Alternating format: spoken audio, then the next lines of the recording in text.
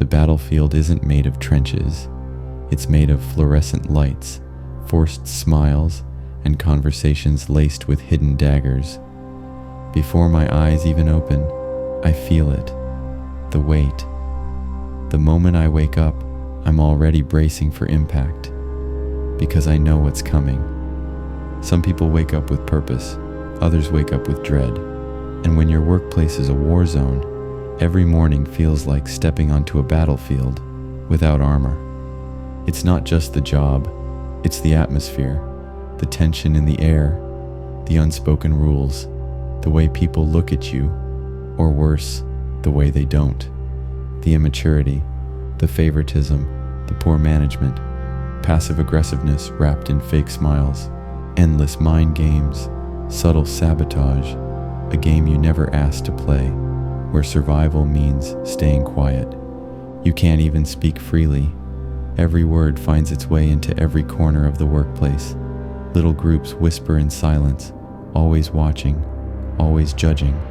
Their conversations end the moment you walk by. Hostile workplaces don't always look hostile. Sometimes they sound like polite emails laced with venom.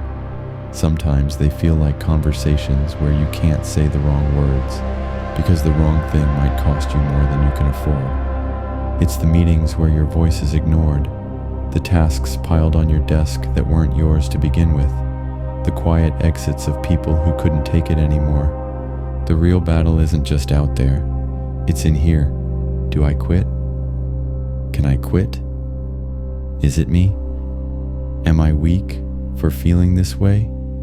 They tell you to toughen up, that it's just work. But what they don't understand is that when your job drains you, it doesn't stop when you clock out. You carry it home. You feel it in your chest. You replay the conversations in your head, wondering if you should have said something different.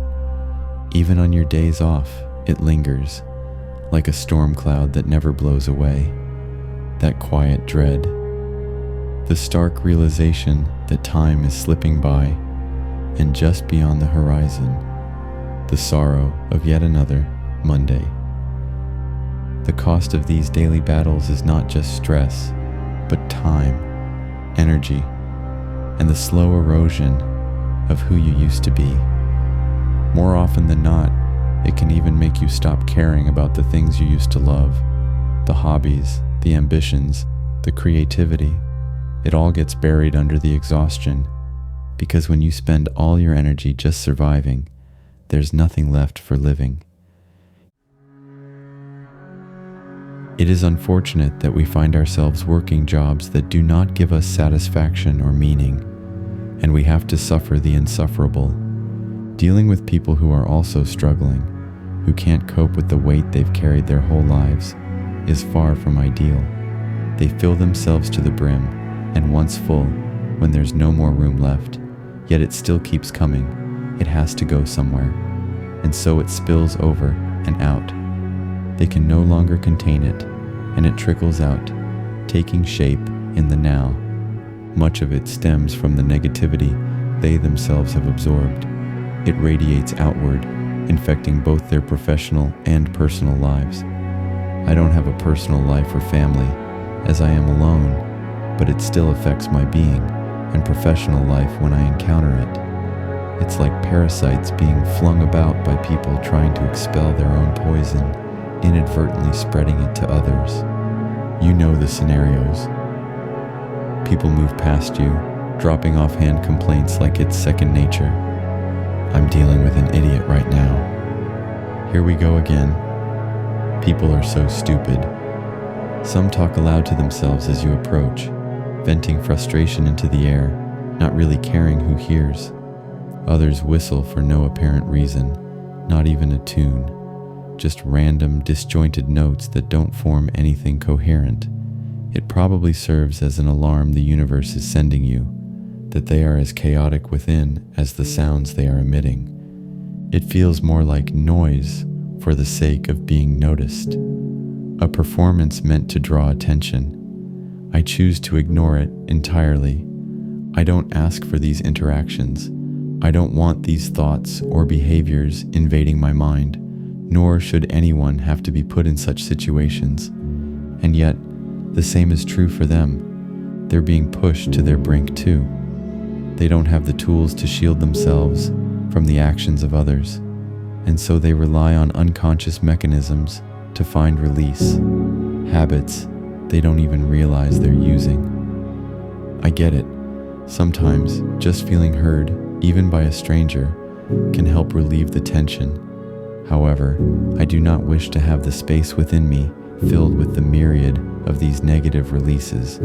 They may not be directed at me, but they still land near and sometimes too close. So, what do you do when every workday feels like a battle? How do you survive? My work environment is not a positive place, and if you're watching this, you might be in a similar situation. I've had to learn how to get through the day in a way that doesn't consume me, the way it consumes others. These are some of the things I've discovered that help me survive, and I hope they can help you get through your day too. First, protect your mental space. If they control your mind, they win, and they don't get to win. Let go of the day before you leave work. Create a physical ritual to symbolically release the stress before heading home. Wash your hands with intention. Let the stress drain away. Change your shoes before leaving, mentally stepping out of the work mindset.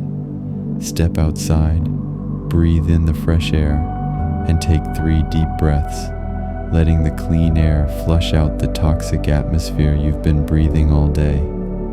Let it cleanse you before you take a single step toward home. For me, it's become a quiet ritual.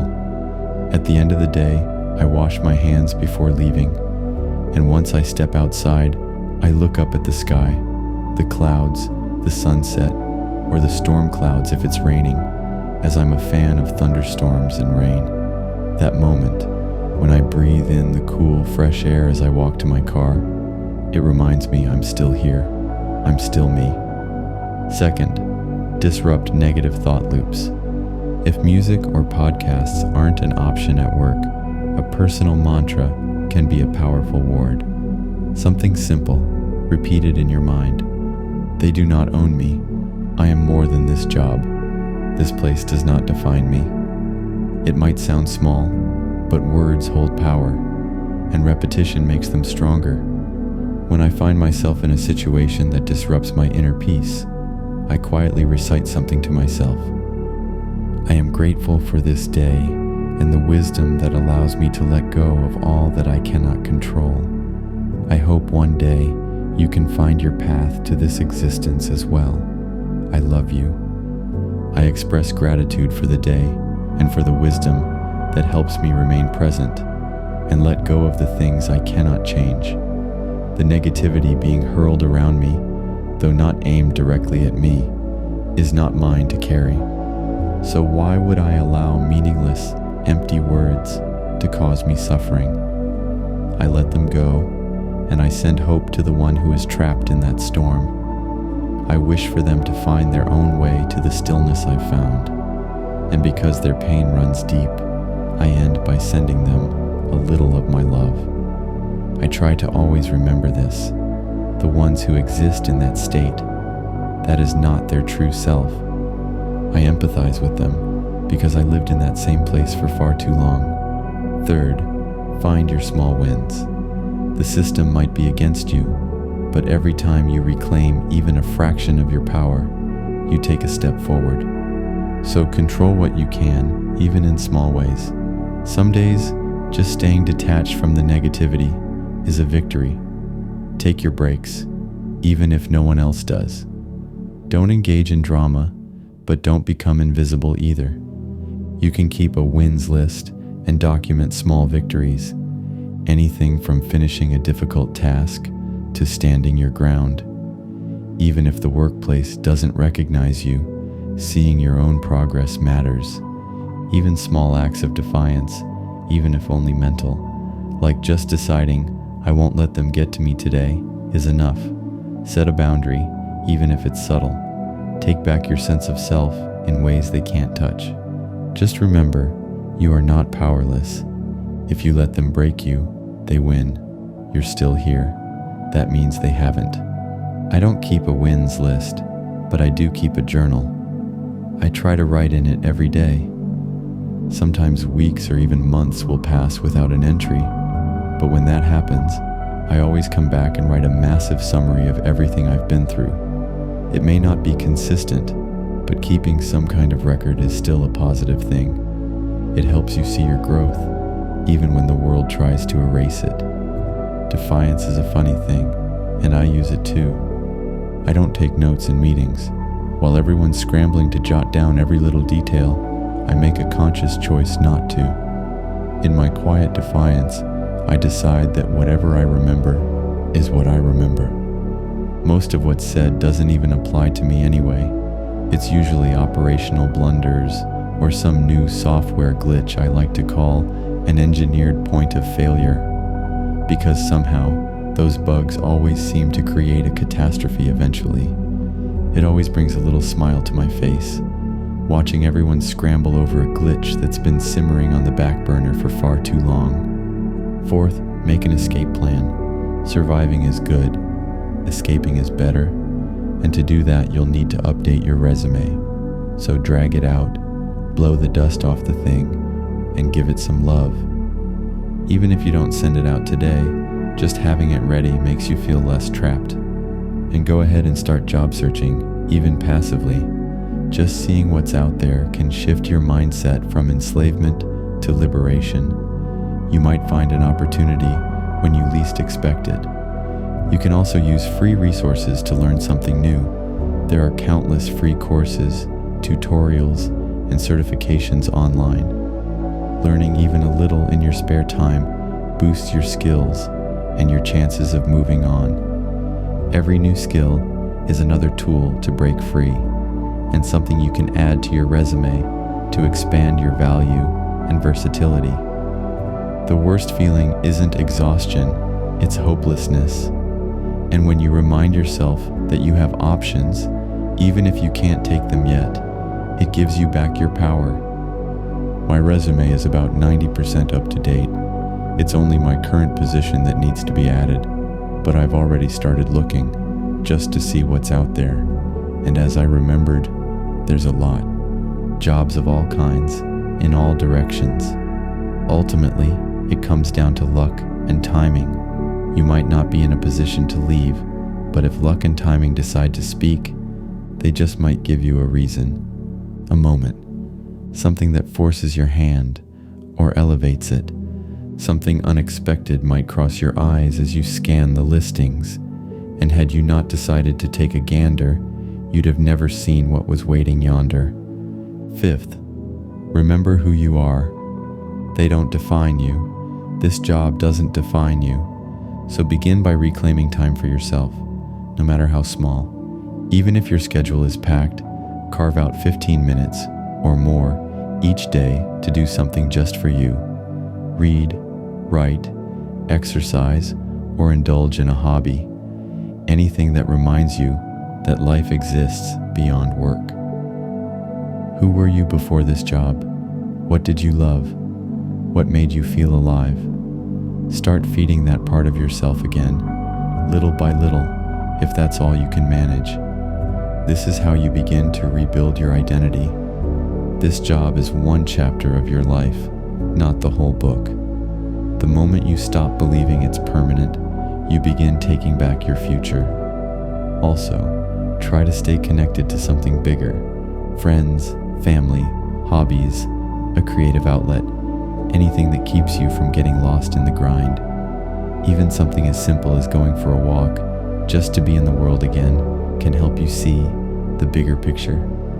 I used to wake up in the morning angry. All the negative energy had taken its toll. Workplace trauma, I'll call it that, since drama feels too innocent these days, was mounting and spiraling out of control. There was no support. Upper management didn't truly care, and even they couldn't maintain control. They got walked over too. It wasn't good, but after a lot of soul-searching and honest evaluation, I realized I couldn't keep going the way I had been. I turned to exercise as an outlet to burn off all the stress, and the change was dramatic. It helped me reconnect with myself and discover a healthier, stronger, younger version of me I hadn't known before. To be honest, I've been slacking off the last few months. A relapse maybe, after going so strong and hard for a while. Sitting around again, eating the junk I used to, I've gained back some weight. But I tell myself, this is a reminder, a throwback to the days when things were worse. And in order to appreciate the sweet, you sometimes have to taste the sour.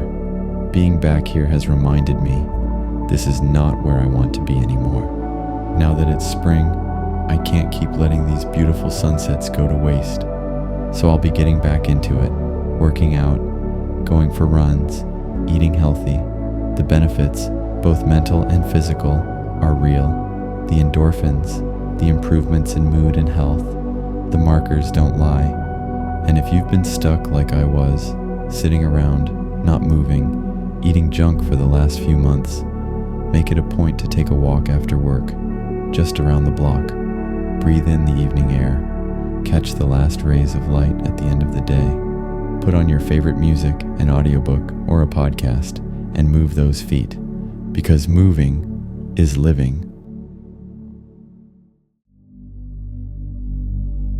You come home and collapse onto the couch, the bed, whatever catches you first, body aching, mind frayed, and finally, in the quiet of your sanctuary, you can breathe.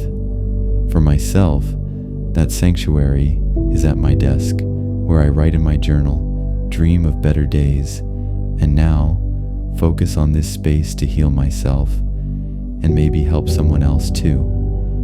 If you don't have your own personal sanctuary or a space in your home that you can take refuge in to detox yourself of the negativity, I strongly urge you to create one. Designate a space to call your sanctuary.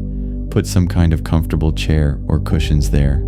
Decorate it with small little totems that instantly speak to your heart and put you at ease when you see them. This is your space, your fortress of solitude, where you can put on some noise-canceling headphones or earbuds and play some calming and soothing sounds to bring you back to the present, loving moment. In this space, do what feels right. Journal if you have one, and dump all the toxic experiences and thoughts of the day in there, and wipe your mind. Learn to let them go and release them, because carrying them with you is not loving to you. This is why I took up journaling, because it is a private space within my sanctuary. This is where I can offload the things I inadvertently absorbed from others, as well as my own intrusive thoughts that I continue to work on absolving. Meditation is also another means to begin training your mind and building its fortitude and resilience. The practice of being still and learning the techniques that even in the hardest situations, you can turn your mind towards for sanctuary. There have been many times at work where people are giving me pause, and being in their presence is challenging. I've turned to the things I've learned to help me maintain composure, calm, and survived. Simple things like breathing, focusing on my personal mantra, and knowing that this place is but one chapter of the many I'll move through in life. That when it's time to punch out, I can go home and detox within my sanctuary and spend the final hours of the day pursuing the things that are meaningful to me. Now it's your turn. If I've been able to figure out a way to survive the day and build the mental strength and fortitude to ward off energies that are not loving toward me, then so can you. If you're suffering right now, I encourage you to try incorporating these simple ideas into your life to build a sense of stability. From there, you can create a new foundation, something solid to stand on, and start building your own fortress of solitude. It will be challenging at first. You've been conditioned to the suffering you endure every day. Some even become addicted to it in ways you'd never imagine, ways that don't seem possible or even plausible until you see it in yourself. Trying to change, trying to become something different, will likely be met with resistance from within. Your entire identity has grown around how the daily routine, the grind, affects you, and when you start removing all the familiar mechanisms, there will be friction. Your greatest struggle will be with yourself and the thoughts you wrestle with every single day. People often get nice and comfy in routines they don't even like. They've just gotten used to it. They know how to navigate the ups and mostly downs well enough to get through it. And because of that, change is a hard sell. It's personal complacency. You don't want the discomfort of tearing everything down and starting over, even when it's in your best interest. You'd rather sit in your misery, because at least it's your misery, and you understand it. Fear is what stops so many from changing, but you can change, and you will change. Because if you don't, you may never live the life you were meant to, on your own terms. You just have to take that first step, any step, for the sake of your future well-being. I know you can, so take that step, no matter how small, and build on it. Rome wasn't built in a day, and neither was the universe. Do something, anything, each day to make yourself a little better, even if it's by just 0.0001%. I believe in you because I believe in myself. If you've made it this far, thank you. It means a lot that you stayed. Some days feel like a constant battle, but for a moment, we weren't fighting alone. If any part of this resonated, feel free to share your thoughts below. And if you'd like to see where this journey leads, I'd be glad to have you along. Until then, take care and keep going. As always, much love to you and yours.